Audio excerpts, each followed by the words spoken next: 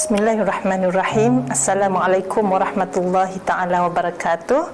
Alhamdulillah, hari ini kita akan bicarakan soal bagaimana Rasulullah sallallahu alaihi wasallam menyantuni persoalan-persoalan berkaitan dengan wanita, sama ada ditanya ataupun diajukan kepada Nabi oleh seorang wanita ataupun sesiapa sahaja.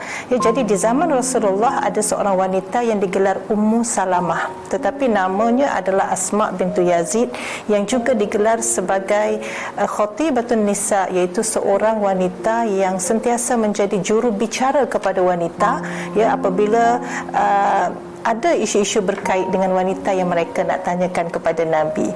Jadi Asma bintu Yazid ini seorang wanita yang hebat, ya, yang fasih tutur katanya, yang kurang rasa terpingit dan malu sekiranya perlu bertanya kepada Nabi. Sedangkan wanita-wanita lain pada masa itu segan-segan silu, ya. Jadi Asma ni seorang yang bijak, ya, tahap kepekaan inderanya sangat tinggi dan memang lantang bersuara. Jadi suatu hari Asma bertanya kepada Rasulullah sallallahu alaihi wasallam.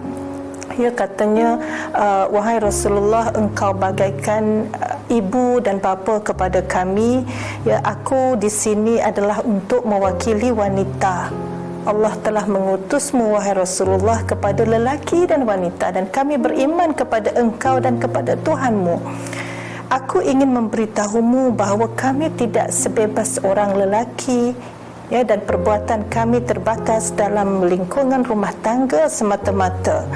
Ya, sedangkan lelaki kami tahu menjadi tempat melampias nafsu semata-mata. Ya, seolah-olah kami ini, wanita ini, melampiaskan nafsu suami semata-mata, melahirkan zuriat kalian semata-mata.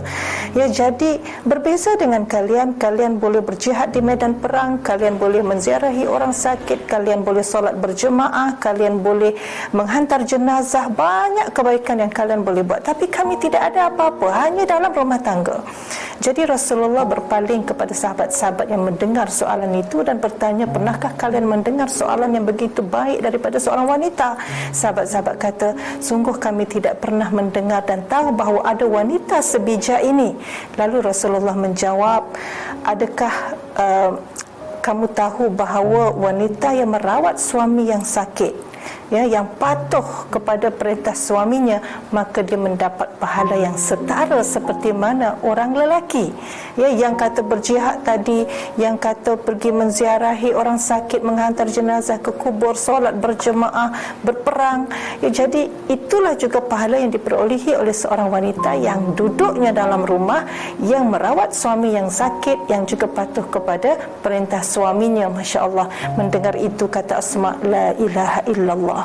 Jadi perempuan yang dirahmati Allah sekalian, kita tahu bagaimana Rasulullah sallallahu alaihi wasallam sering juga dipersoalkan dalam isu-isu berkaitan wanita, dan bagaimana Rasulullah menyantuni mengikut neraca agama, mengikut wahyu dan mengikut sunnahnya.